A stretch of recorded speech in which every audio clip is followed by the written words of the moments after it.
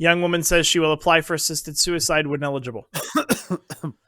In a video posted to TikTok, a woman says she has bipolar disorder, which causes, of course, extreme mood swings of emotional highs and depressive lows. I've decided to go through with MAID. She said, I have to wait for it to be legalized in March, so that's 3 months. And the process takes likely 4 months. And so these are the mental illnesses that would qualify for MAID for sure as of March 2023, but depression, bipolar, personality disorders, PTSD, and schizo. If people with these mental illnesses can't afford their meds, therapy, then off they go. She said her friends and family to support her decision. I'll be spending my last 7 months doing the things that I love, eating good food, and spending as much time with family and friends. So, Liberal government already passed legislation expanding eligibility. We covered that before. And a recent video from the Justice Center for Constitutional Freedoms indicates that eligibility could expand for medically assisted suicide to include babies with disabilities, which is exactly what was suggested in Colombia yesterday. They suggest, well, okay, not babies. They suggested that children that had any level of pain, their parents could basically, if both parents and guardians agreed, then the government would consider euthanizing 6-year-olds. Yep, it's like basically like a puppy. Yep. Yeah. Like it does. Even if it had the video, I would not show the video because that would just be horrifying.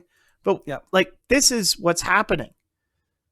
It's encouraging people because, and like there was another article from the Westphalian Times that we did not include, but it was fairly self-explanatory. Socialized medicine wants patients to kill themselves because that saves them a lot of money. Because then it's still a service, but it's a service that requires no long-term care. It's just one and done, and then out the door you go, and we still get paid from the government a large chunk of coin.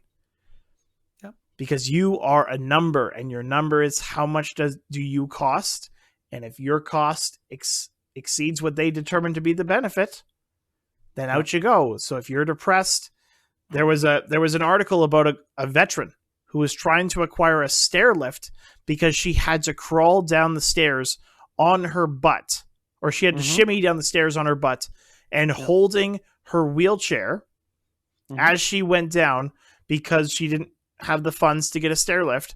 And the government's like, well, it could take a long time to get a stair lift. Have you considered killing yourself?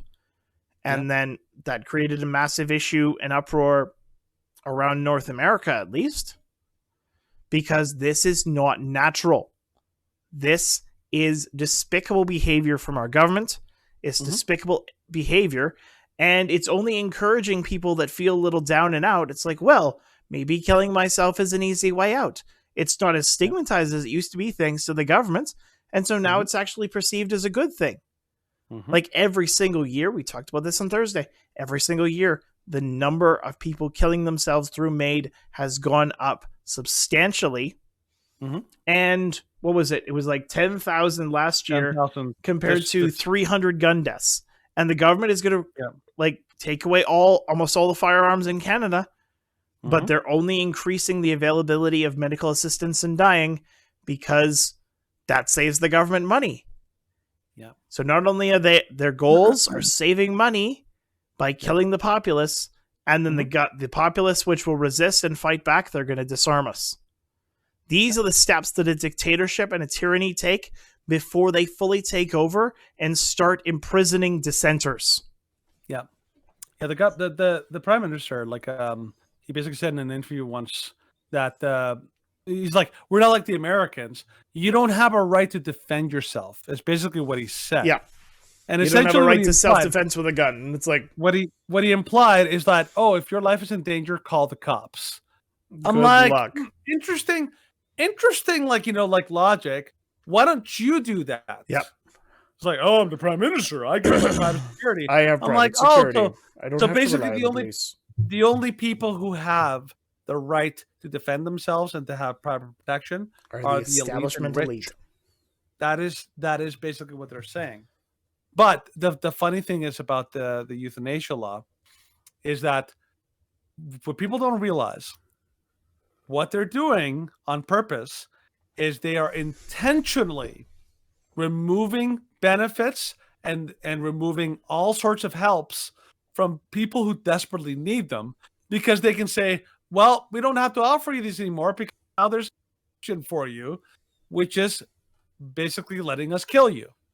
And this is not like even speculation. I've listened to people who are deep in this trench, who are fighting the good fight, who are advocating and trying to like speak reason to Parliament, and they basically said this is not even just like a guess of what might happen. This is happening.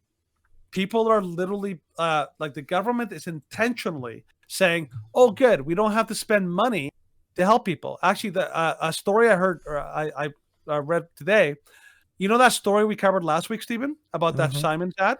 Yep. First of all, Simon's has removed that from YouTube. Yep. You know, because they got a lot of embarrassment. But more than that, there was an article that came out that said people who know the lady who died said she didn't actually want to die.